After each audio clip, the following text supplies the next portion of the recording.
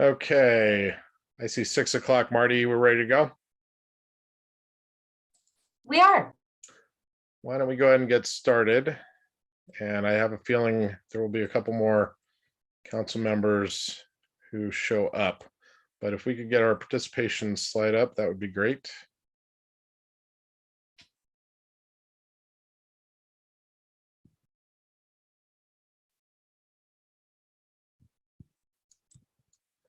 Thank you. So I'll call tonight's city council meeting for Monday, October 18th, 2021 to order. We continue to meet remotely. We've got up on the screen the link at the city's website for agendas and related documents for the meeting.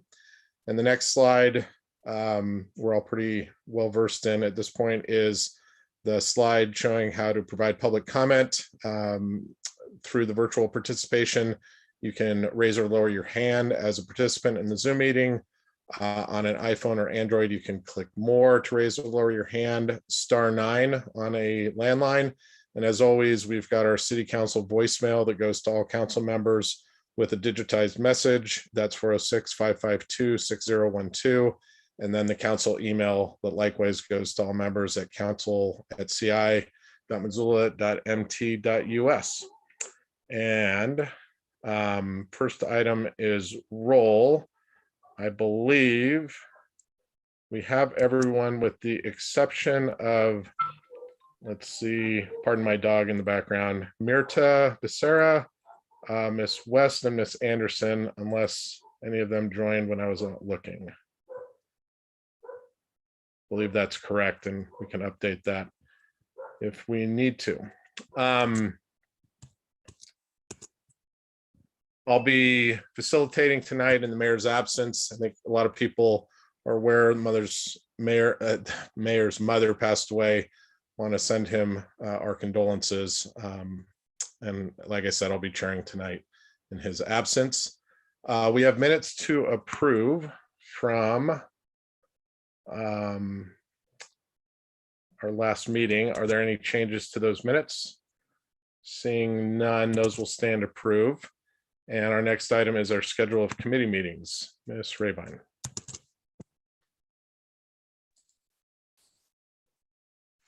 Thanks, President Von Lossberg. Hang on just a minute. I'll share my screen and show the folks at home our committee schedule. So we're setting up committee meetings for this coming Wednesday, October 20th.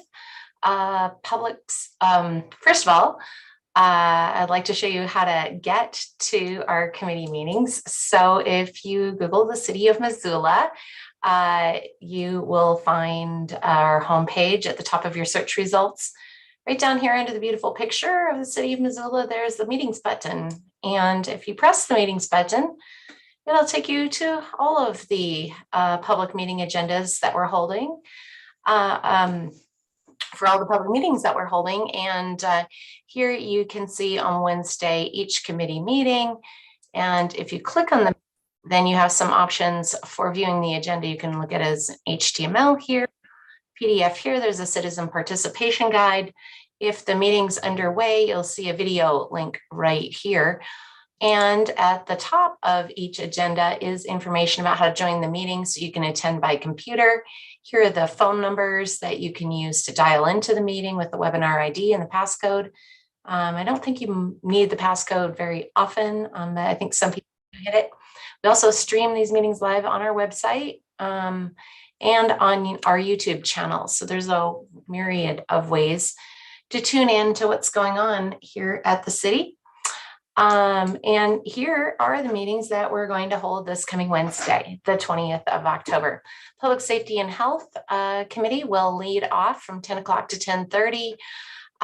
There are 3 referrals here from the fire department there's 2 to purchase equipment and one is a memo of understanding with the firefighters union for EMS certification pay. The Administration and Finance Committee will be taking up the issue of a new cable company wanting to come to Missoula, and 2 security contracts.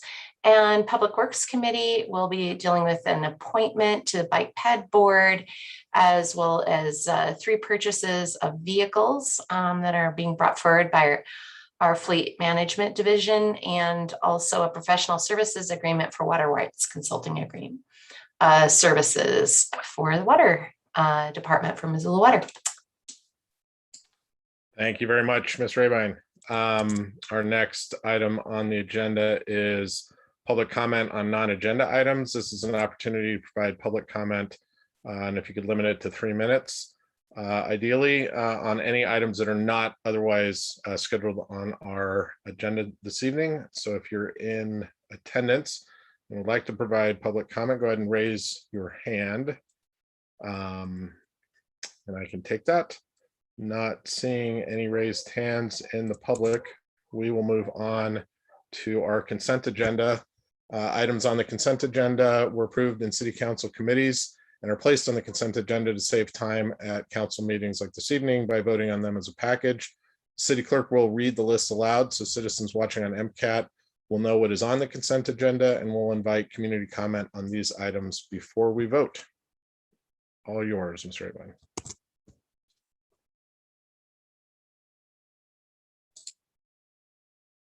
Thanks.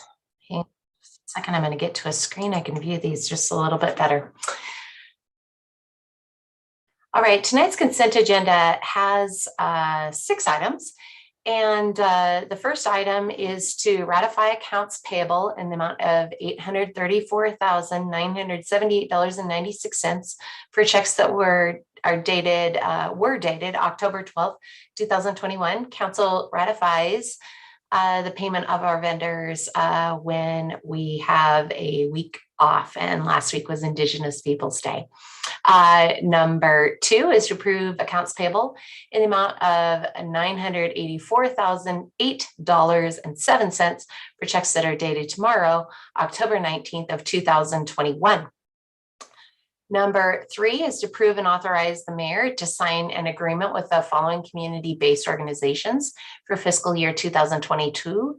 The Missoula Economic Partnership at $100,000, Arts Missoula for $202,350, the International Choral Festival for $12,000, Missoula Aging Services for $287,735, and Partnership Health Center for $35,000. Number 4 is to approve and authorize the mayor to sign 2 contracts for climate action work in fiscal year 2022. The first is with Climate Smart Missoula in the amount of $35,000, and the second is with Home Resource in the amount of $35,000. Number 5 is to adopt a resolution determining the need for the acquisition of public safety radio equipment in order to enter into a lease purchasing financing agreement with Motorola for the financing of public safety radio equipment. And finally, number 6 is to adopt a resolution of intention to annex and incorporate within the boundaries of the city of Missoula, lots 2 through 8 in the Linda Vista 11th supplement, and a portion of Joy Drive adjacent, lots 1 through 41, common area 1 and 2, and portions of Max Drive, Maggie May Drive, and Guinevere Drive in the Linda Vista 18th supplement, and a portion of Miller Creek Road, and Tract A of Certificate of Survey number 6798, and a portion of Jim Loop Drive within the tract, all shown on exhibits A and B of the resolution of intention, and located in section 13, township 12 north, range 20 west. Proposal is to zone the property PUD, which is planned unit development, Miller Creek View Addition, subject to conditions of annexation based on the findings of fact in the staff report, setting a public hearing on this annexation and proposed zoning for October 25th of 2021. I'm referring this matter to the Land Use and Planning Committee for its consideration on October 27th of 2021. Thank you, Mr. Rabine. Mr. Ramos. Thank you, Mr. Acting Mayor. Can we please divide the question and vote on 5.2 separately due to Mountain Water legal bills? Absolutely. We will do 5.2 separately. Is there any public comment on the consent agenda? Not seeing any additional council questions or comments? Okay, seeing none, let's have a roll call vote, whichever is easier for you, Mr. Rabine. We could do all items except 5.2 or the inverse. Yes. Yes, let's Okay. do all items except for 5.2. And just noting for the record that Ms. Anderson and Ms. West have joined us since we did the roll call. And so on items 5.1 and 5.3 through 5.6, Anderson. Yes. Contos. Yes. Harp. Yes. Hess. Yes. Jones. Yes. Merritt. Yes. Ramos. Yes. Cheryl. Yes. Basika. Yes. Von Lossberg. Yes. And West. Yeah. Would any of you like to change your votes? That is 11 ayes and 1 absent. And now, oh, sorry. Nope, you got it. I think that passed is That probably passed. what I should say. And I should give you an opportunity to do that. Hang on just a second here. And on item 5.2, Contos. No. Harp.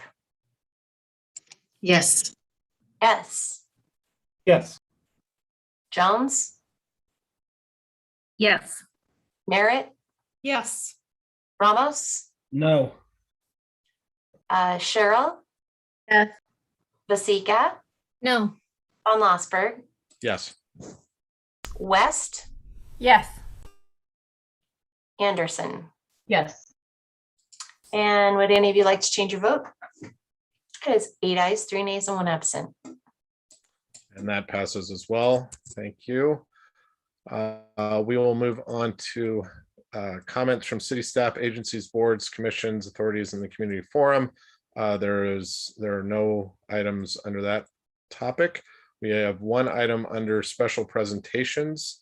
It is a proclamation for Crime Victim Advocates and Social Workers Appreciation Day.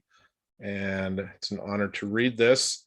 This is a proclamation, both Missoula City and County, Montana, whereas the effects of abuse and violent crimes such as domestic violence, sexual violence, and stalking cross all social and economic lines and affect people of all ages and genders and erode the fabric of our community. And whereas dedicated victim advocates at the Missoula City County Community Justice Department, the Missoula YWCA, the University of Montana's Student Advocacy Resource Center, St. Patrick Hospital's First Step Resource Center, and victim witness coordinators at the Missoula County and City Attorney's offices provide support, information, and a continuum of care for victims of crime and their families. And whereas in the past year, the YWCA Pathways program provided services to more than 1,300 survivors of interpersonal violence, the Crime Victim Advocate Program served 1,750 survivors. The Student Advocacy Resource Center provided services to 228 survivors, and First Step served over 400 clients. And whereas Missoula community members can get involved by recognizing and supporting the people and programs that provide safety, healing, and help for survivors of relationship violence, listening, speaking up, and expecting respect, and challenging those who joke about, insult, or try to dehumanize others, and supporting legislation and pledging never to commit, condone, or remain silent about relationship violence. Now, therefore, the Mayor John Engen, City of Missoula, and the Missoula Board of County Commissioners do hereby jointly proclaim October 21st, 2021 as Crime Victim Advocates and Social Workers Appreciation Day. I see a couple hands in the audience among my colleagues, and Mr. Ramos. Thank you, Mr. President. Yeah, just wanted to speak to this. This is probably one of the most important things that I've been able to do on council, along with a lot of my fellow council members, is to get some recognition for these gals in the form of a proclamation.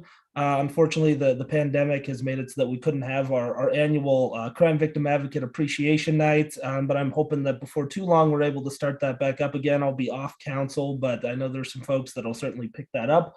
And just wanted to speak to the importance of it.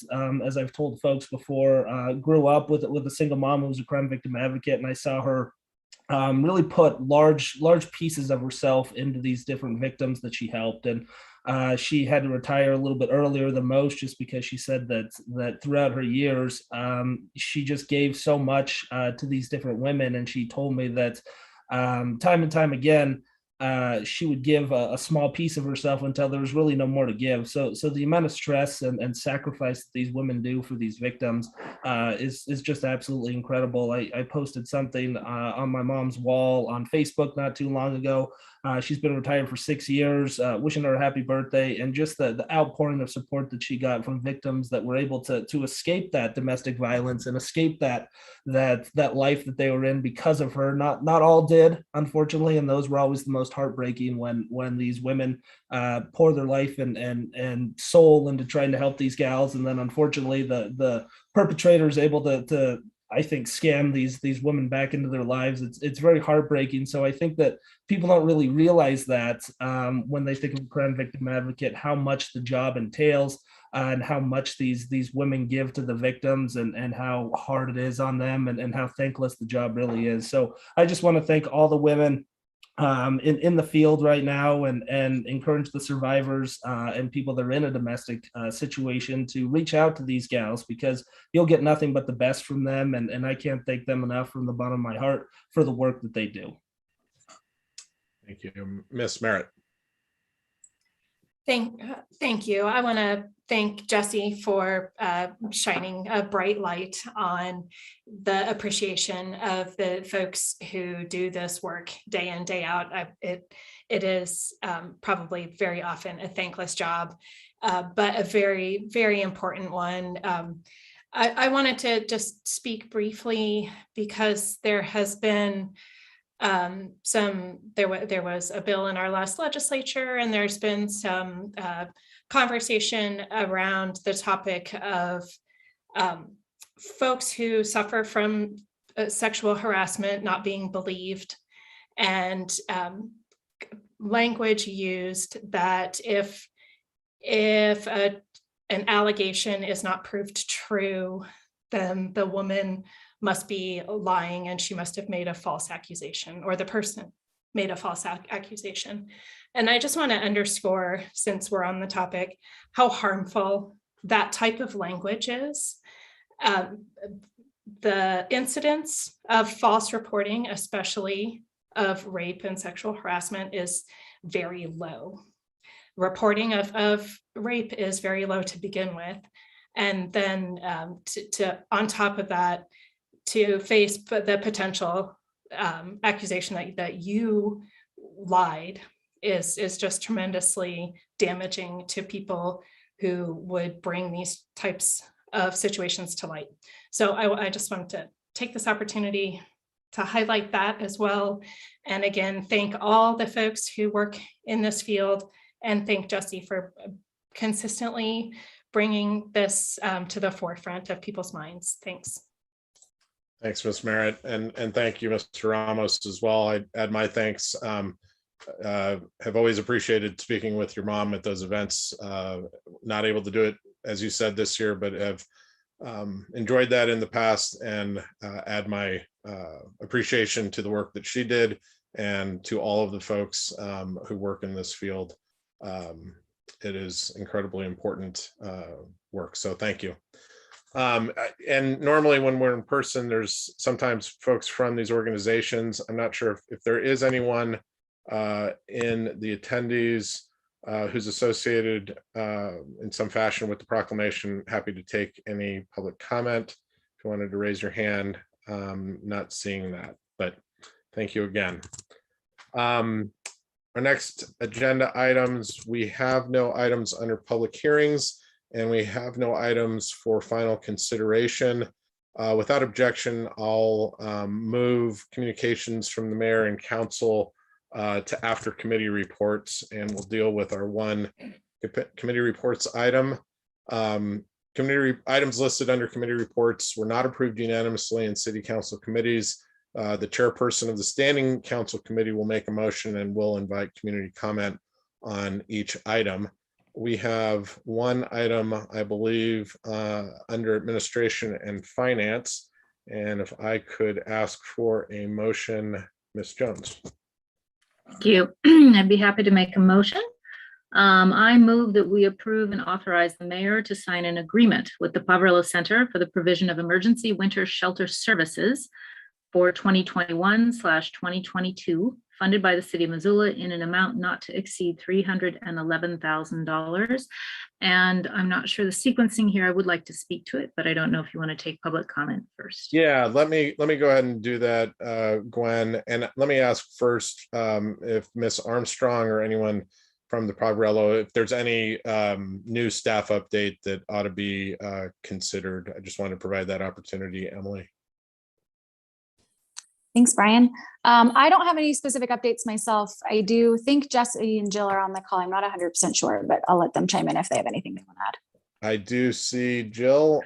Anyone and Jesse, any update from the Poverello?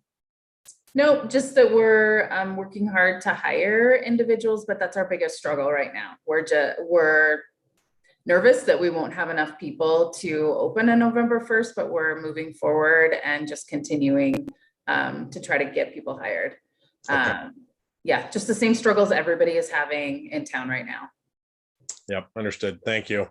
Let me go ahead and take public comment before we have council deliberations and a vote. Is there any public comment on the motion? If so, please feel free to raise your hand, and happy to recognize you and provide that opportunity. Just pausing for a moment here. Not seeing anyone want to avail themselves of that opportunity. Let's go ahead and have deliberation, and back to you, Ms. Jones. Thank you. I'll just speak briefly to this. We discussed it extensively in the Administration and Finance Committee, but in a nutshell, our community and our city, our local government and our city council for years have worked very hard to provide, to the extent that we can, shelter in the wintertime so that people do not die. So that is exactly what we're doing here. With the pandemic, we are in a new situation. The entire scenario has changed. A year and a half ago when the pandemic started, the Poverello was informed that under the CDC guidance recommendations, they could only house people at about 50% of their capacity. So we started making plans to how to address housing additional people since the Poverello would only be at 50% capacity, combined with the fact that we've had huge economic fallout from the pandemic. And people who are barely making it, frankly, don't make it financially when we have something like the pandemic impact us. And also our housing costs in Missoula have exponentially gone up. So all of these factors come together to create more people who need to be housed, and we have less capacity. So as a result, we've got numerous items in place, not only the Poverello, but the authorized camping site, which is underway through administrative channels, the temporary shelter, which is on county land, and then we've got this emergency winter shelter at Johnson Street Shelter, which was held in the same place last year. So I am happy to bring this through my committee, happy to vote on it. This is what we as a community do. Sorry, my husband's printer is going off now. This is what we as a community do to take care of people who need some help. They need shelter in the wintertime. So if there's any questions, we do have people here to answer it. But in a nutshell, that's what we're doing. And just to echo what Jill and Jesse were commenting on, is the fact that it's really hard hiring people right now. So to put the shout out, they're interviewing people, they are trying to staff up, they're offering competitive wages, and we need to get these rosters filled so that we can have this up and running towards the end of October, early November. Thanks. And I'm very much in favor of it. Hope everyone votes yes tonight. Ms. Jones, Ms. Vasika. Thank you. Like Ms. Jones said, we did speak about this extensively during committee. I believe that was on October 6th. So it was a couple of weeks ago. And like I said that week, I do think it's unfortunate that the actions of the few did ruin it for the many. And like I said that week, but unfortunately they did.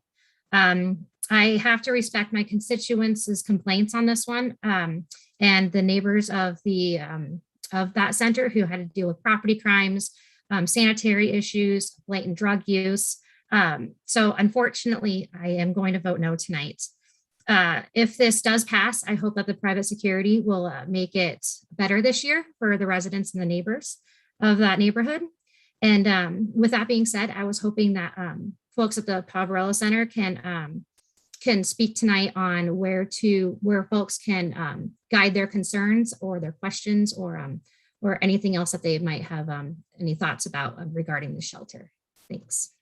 So I'll come back to Poverello staff. I want to not sort of throw off the order with deliberations, but I'll make sure to come back to Poverello staff after deliberations. Ms. Merritt. Thank you. I've thought long and hard about what I wanted to say here, and I guess I feel like it still is never enough. So I wanted to say that, so the argument is that we don't want the emergency winter shelter because people associated with it break the law, causing problems for some of the other community members. Well, if we apply that logic to other publicly funded infrastructure, we could look at our streets and roads. Well, numerous people break the law every day on our roads, while sometimes those are just minor infractions that don't really hurt anyone. Every day we have accidents that cause injury and death. Yet we continue to build and maintain roads because we as a society have deemed that they're necessary. We do continually make efforts to learn when we have a dangerous intersection or something of that nature. We take steps to mitigate the risks and the problems so that we can make our streets and roads safer and prevent injuries and damage. But it's never going to be perfect. And we're still going to have roads and streets. And I find this to be very similar to the situation with the emergency winter shelter. In the case of the shelter, it is also absolutely necessary. Without the shelter, we know that people will die from exposure being outside in the Montana winter. It happens every year in our community, and it gives me a pit in my stomach to say that, but I know that it does. So it is absolutely necessary. And we are taking steps to learn from how things operated last year to try and make the situation better for both the people at the shelter and the neighbors in the vicinity. And it's not going to be perfect. And yet we still have to do it to save people's lives. I also want to speak to the common refrain that I've heard a lot lately, and that is referring to houseless people in our community as transients, because I think that people like to use that label because it seems to make it okay to ignore those people's needs because they're not from here. And I think that is just someone using a label to justify their own desire to turn a blind eye to people suffering. I guess I want to sum this up by saying that being poor is not a moral failing. Any one of us could be in that situation in a heartbeat. And that's the reason why I want to live in a community where we take care of each other. And so I will be fully in support of this motion. Thank you, Ms. Merritt. Ms. West. So I actually have a question, and I was wondering if there's a plan B in case there aren't enough people that are applying for these jobs. I have to admit, with our last, our first cold snap this year, that was definitely something I was thinking about, just because it obviously requires a lot of people to run this. And what happens if we don't find those people? We'll go back to questions for a moment here. Jill, do you want to address that? Yeah, I have my fingers crossed that we don't need a plan B. I think that we've talked about only being open at night for a short period of time if we needed to. I know that's not perfect either. And when we did that last year in April at the end of the year, that caused more issues in the neighborhood because people were outside of the building during the day, but it would at least give us somewhere for people to come in at night. So that is an option, but I'm just hoping, we don't get there. I'm hoping we can open on November 1st, but I'm just like, this is, where we're at. And I did see a couple of people out at the table onboarding today. And so I'm hoping that just continues. So yeah, tell everyone, it's really, really hard, but meaningful work. So I'll also add, go ahead, Go ahead. Brian.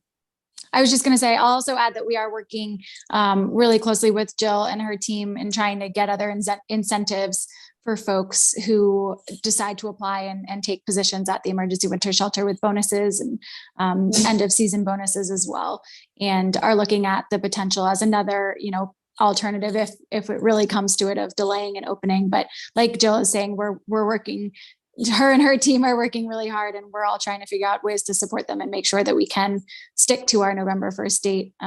So yeah, doing everything we can. And I just appreciate your support and the support from all of you through this. It's, great partnership. And Jill, while we've paused on this, deliberations, Ms. Vasika had a question about, I believe it was folks in the community and where to direct concerns. Sandra, am I getting that correct? Yeah, just any concerns or questions. Okay, yeah, I'll let Jesse answer that. Okay. Yeah, Jesse. thanks, Sandra, for the opportunity to share that. So there's going to be an open house at Johnson Street on October 28th, Thursday evening. And I believe that starts at 4:30, and people are welcome to come by, see the facility, ask questions, engage in conversation with us. We will also be holding monthly neighborhood meetings. They'll be on the first Thursday of each month. People can sign up for those meetings on our website. If they just go to our main website, look at the events tab, and there's an easy link there to sign up for those. If people have concerns that they would like to share as well, feel free to call my number. That number is 406-532-6686. And I can point them in the right direction in terms of resources or intake of feedback and things like that. Does that answer your question, Sandra? Thanks. Okay. I'll offer my information here as well for just questions about the emergency winter shelter project as a whole. Folks are welcome to reach out to me at the city, which is 406-552-6393. And the open house on the 28th is from 4 p.m. to 7 p.m. And Emily, I believe we have a site, emergency winter shelter is on one of the Engage Missoula sites as well. And I believe you're listed and your number is there also, correct? That's correct. Yes, it's the shelter Engage page, Safe Shelter, and my email and my phone number, I think, are both there. Great. Thank you. Thanks, Brian. Let me run down my colleagues here. Ms. Anderson, question or deliberation? Yes, if that, I have a comment, if that's okay. Hang on, I want to get questions out of the way and then we'll go back to deliberation. Ms. Cheryl, question or deliberation? Mine is just a comment as well. And Mr. Ramos. Thank you, Mr. Von Lossberg. Just wanted to ask, and I apologize if you addressed this already. My computer's weird, but so have you guys given any thought? I mean, what Ms. Merritt said is very true, that a lot of these folks are just like us and they've fallen on hard times, and there's a hard time kind of getting different employees to fill these spots. Have you guys given any thought to maybe recruiting within some of the folks staying at the shelter and maybe looking to seeing if they would have any interest in working with you guys or operating the shelter? I think that'd be a pretty cool way that we could help these folks get up on their feet. I understand some of them have mental illness and some other things that would inhibit that, but have you guys given any thoughts to maybe talking to some of the folks that have fallen on hard times and seeing if they want to apply for some of these jobs, or is that completely unfeasible? Jill? Yeah, we get into a weird power dynamic with people that are staying here and also working here. And so we don't offer positions with people who are currently staying here, but we do routinely hire people who have experienced homelessness in the past, have accessed our services in the past, and have had really good luck with that and have a great connection with our clients. And quick follow-up. Go ahead. So just I guess idealistically, wouldn't you guys offering them a job maybe allow them to not stay at the shelter anymore and allow them to maybe really connect with these different residents on certain levels, have an experience what they've experienced, and maybe if they got a job, they could move. I mean, I understand rent is ridiculous right now in this town, but potentially they might be able to find a place to live, and then that I think that'd be a great success to your guys' story. Yeah, it's just tough. Our staff members have confidential information about the clients who stay with us. It just isn't appropriate to have people who are staying in the shelter also working in the shelter. And realistically, the timeline isn't that quick for, someone who gets a job and then gets into housing and stabilizes. It takes quite a long time. So they'd probably be working for a while before they could find housing and kind of not need to stay at the shelter anymore. And we really do have a lot of people who stay with us who are working. I think that's one thing that people don't realize is that a lot of the people staying with us are working, and they do get up every morning or go to work every evening and just don't have enough or are making enough to be able to rent in Missoula. Well, that's great information. Thank you. Yeah, thank you. Ms. Vasika, question or comment? Just a quick question. While we're talking about information on this, last year with donations, you said that toilet paper is very much needed. And I was wondering what else that the public can do to help. So you'd like me to answer that question? Yeah, okay. I'm usually that stuff person. Yes, toilet paper is like giving us money. We go through so much toilet paper that so lots of toilet paper. Anyways, other things that we could really use right now, particularly to get winter shelter up and going, are blankets and bedding. That is frequently, we are hard on bedding at the Poverello Center. So if people are clearing out closets and have old blankets or things like that, we'd absolutely take those. Right now, toiletries, so toothpaste, toothbrush, shampoo, soap, those types of things are also things that we go through a lot and can use help for. And then, people are still outside a fair amount, so hand warmers, gloves, hats, coats are also things that we can use right now as well. So if people have questions about the needs that they want, we have a page that's linked to our front page that's kind of our current need that we keep updated. The URL is thepoverellocenter.org/current need. And that always has the needs that we have right on top of it. So yes, Sandra, thank you very much for that question. Heather, do you have a question or comment? Okay, go ahead, question. Yep, just a real quick one. I just wanted to make sure I had all these numbers right, Emily. So the total grant that is being applied for between the city, county, et cetera, is 616,000. Do I have that right? That is correct. That's the total budget. Okay, and this is planning for roughly 150 people each and every night? The capacity is up to 150 people every night. We likely won't serve 150 every night, but we have the capacity to if the need is there. Okay, appreciate that clarification. Thank you. Yeah, thanks for asking. Thank you. Let me go back. Miss Anderson, you had your hand up. Did you have a comment to provide before I get back in the queue?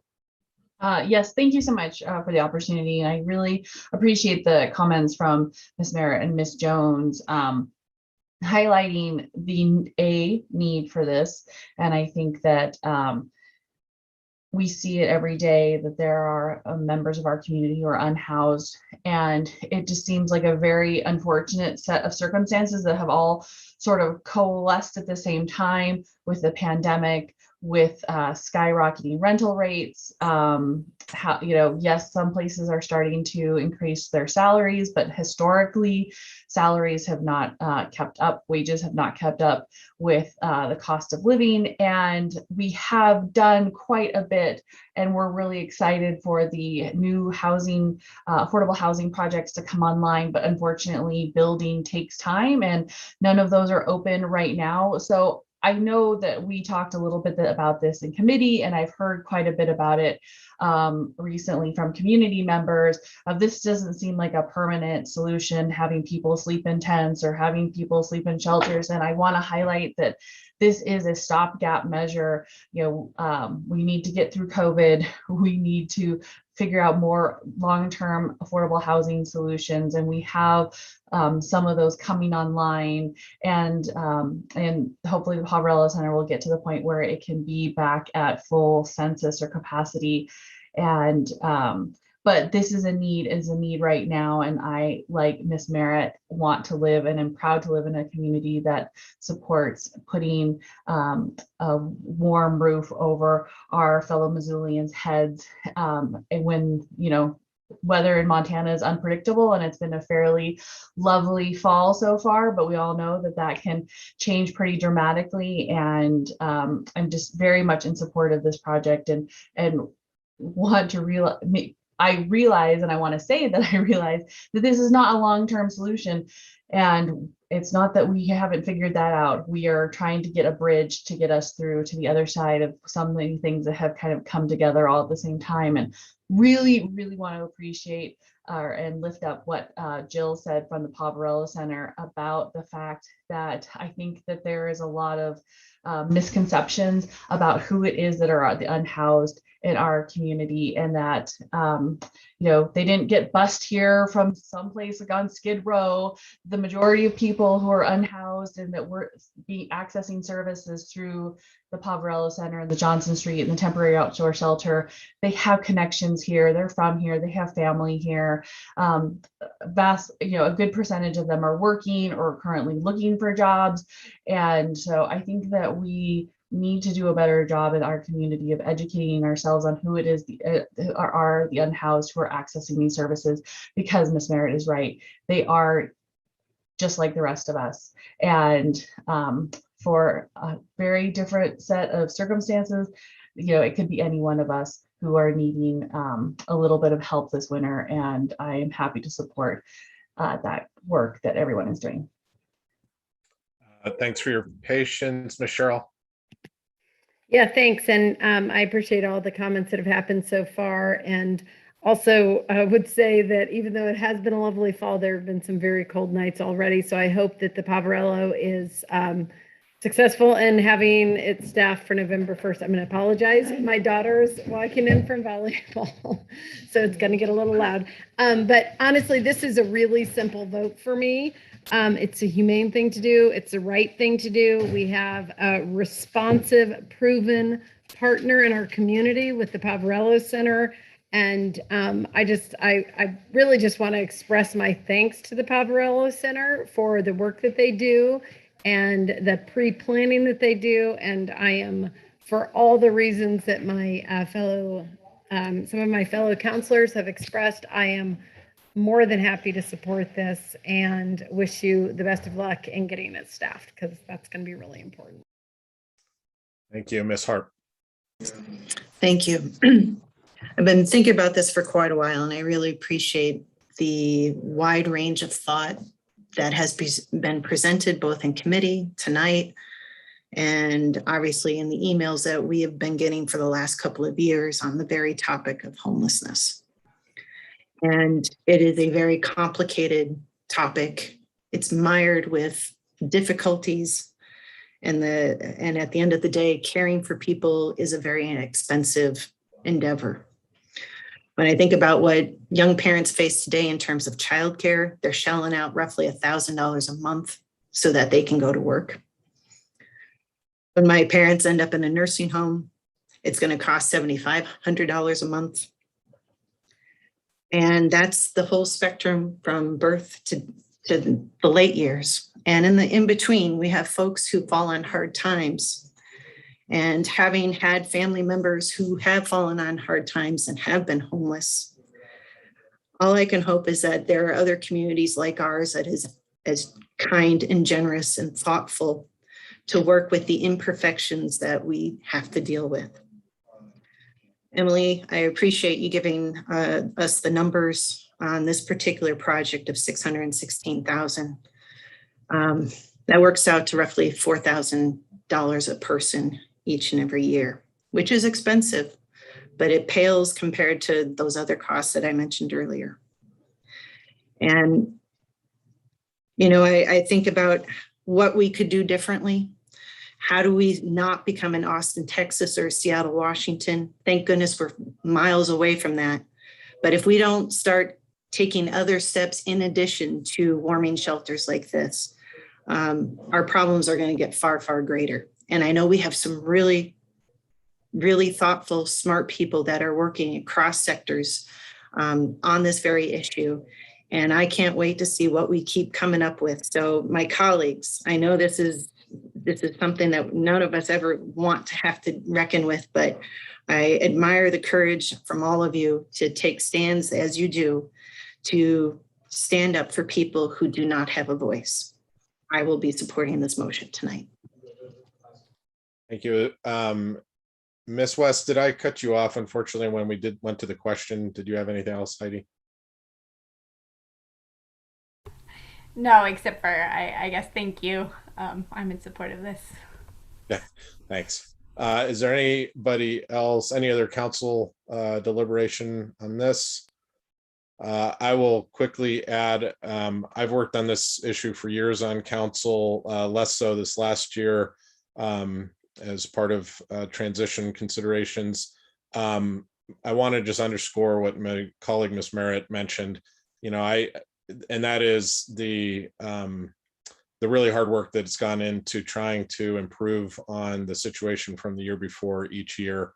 I can recall not that long ago when we were okay with the POV sort of alone, and we had a situation, particularly bad weather and other considerations, and we, in a stopgap effort, utilized the transit center, and it was amazing to see folks across the community pitch in and lend a hand to making the best of what was a very challenging situation with that infrastructure. But folks from Mountain Lion to city staff to citizen volunteers bringing food, et cetera, et cetera.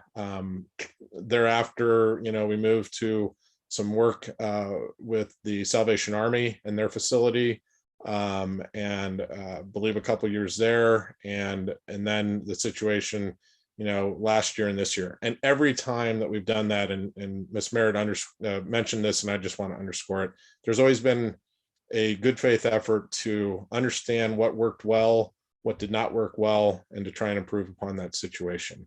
And as I said in committee, I've had countless very difficult conversations with constituents in Ward 1 and in that sort of Ward 1, Ward 2 area over those years. There are real effects to doing this. No one is denying that. To not offer, though, this service, this shelter, it's unquestionable. It leads to people dying. They die in the streets, and we lose some folks every year despite our efforts in this regard. So I will be supporting this. With that, we have had a motion. We've had an opportunity for public comment. We've had council deliberation, and we will have a roll call vote. Okay, on the motion to approve the agreement, Contos. Oh, I'm sorry, we start this round with Harp. Yes. Hess, Yes. Jones, Yes. Merritt, Yes. Ramos, No. Cheryl. Cheryl, Yes. Vasika, No. Von Lossberg, Yes. West, Yes. Anderson, Yes. and Contos. No. Would any of you like to change your vote? It is 8 ayes and 3 nays. Thanks, and that passes. We will be back in regular order and go back to communications from the mayor. We have no other items during committee reports. As I said at the beginning of the meeting, just wanted to, on behalf of myself and I'm sure many, many others throughout the community, offer my condolences to the mayor and the passing of his mother. With that, we'll go to council comments. And bear with me while I remember how to work my computer. We will start with Mr. Ramos.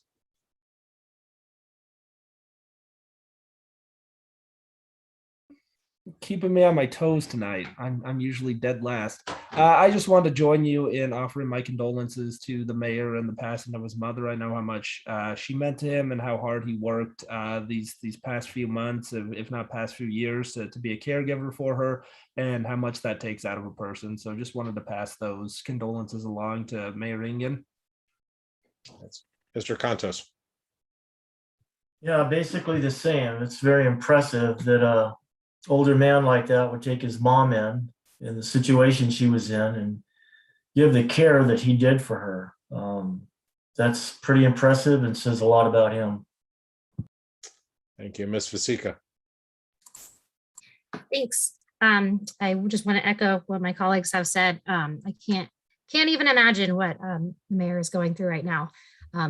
Losing your mother would be like losing a part of your soul. So my deepest condolences go out to his family, him, and all of their loved ones. On a different note, at the last meeting, it was right before antelope rifle season, and I mentioned to everyone to be safe out there. And since then, I noticed some unsafe firearm safety practices that was really concerning to me, especially from seasoned hunters. So this weekend is the opening of general season. So I want to remind everyone to always know your target and beyond. Be aware of other people if they're shooting next to you, and hikers out there, wear orange if you're going deep into hunting ground. So just remember your hunter safety classes. Thank you. Thanks. Ms. Anderson. Thank you so much. Obviously, I want to add my condolences to the mayor and his family. And yes, it was quite a feat. And I think a lot of us saw firsthand the emotional toll it took on him, for her caring for him in the latter part of as she was dying. And he said that while she took such good care of him when he was born and raised, it was the least he could do. And I do think that that does say a lot about him, and it obviously says a lot about her, what a truly amazing woman she was. So yes, definitely pass on my condolences. Also would like to, unfortunately, there are still folks in our community who are not taking the precautions they need to stop the spread of COVID. And our hospitals continue to be at max capacity. Saw a news report that St. Pete's in Helena is literally full. Folks, this is a real thing, and I don't know what more is going to take for you all to decide to get vaccinated, continue to socially distance, wear a mask. It's a simple piece of cloth, but it's the least you can do. There are those in our community who have gotten all the vaccinations, taken all the precautions, and still find themselves, because of immunodiseases and whatnot, not fully vaccinated and have the antibodies, and they are just literally trying to, every day that they go out into public, dodge the bullet, and knowing that if they were to catch COVID, it would very likely be a death sentence. And one of those people is my mother. And I don't know what I would do without her either. So please just do the bare simple things for the common humanity, for the common good, so that we can get through this, and that people who are immunocompromised for a variety of reasons can spend the holidays with their loved ones. Thanks. Miss Cheryl. I would like to offer my condolences to the mayor as well. And I think just as I think about the fact that he got COVID taking care of his mother when she had COVID, and they got through that together. And it's been a long road for him. And I know that while he's really happy he's been able to be there for her, the end has been really hard. So that's all I have to say. Miss Merritt. Thank you. I also would like to offer the mayor my condolences. And I would like to change the subject. Since things are happening again with our high school students, the Missoula speech and debate teams will be hosting the West Regional Tournament on November 11th and 12th. And in order to host a tournament, it requires a lot of volunteer time from people who are willing to judge the speech and debate events. And so we're asking the community, if you have a few hours to donate to a good cause, please go to the MCPS Sentinel High School webpage and search for speech and debate. And there is a judge sign up form there if you would be willing to spend a little bit of your time judging for these students. They get so much out of speech and debate. And I, for one, am very glad that I have the opportunity to give back to this program. Thanks. Thank you. Miss Jones. I'll pass. Thank you. Thanks. Mr. Hess. Thanks. I'll pass. Ms. Hart. Thanks, Brian. Can everybody hear me? Yeah. Okay, just want to make sure.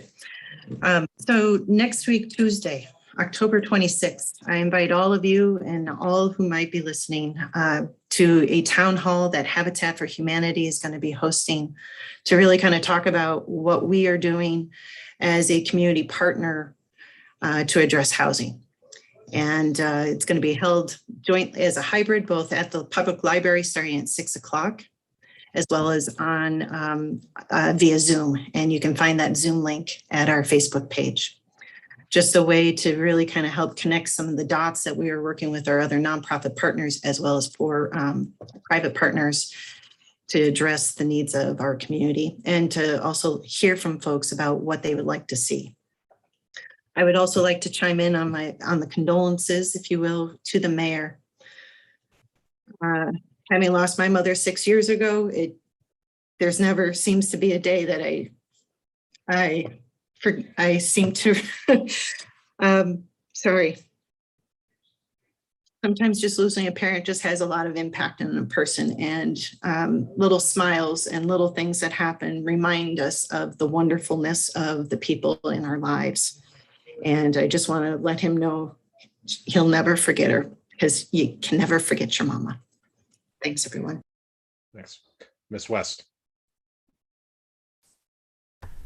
So I recently read somewhere that we lose 90 minutes of daylight in the month of October, which seems like a lot. But I just want to remind everyone to be careful in the mornings when it's dark and there are kids waiting for buses, especially our middle schoolers go to school incredibly early. And it's going to be dark soon when they are waiting for their ride. So just be vigilant in the mornings when you're commuting to work. Thank you. I don't believe I missed anyone. Okay. We have No items of new business. Are there any additional items to be referred?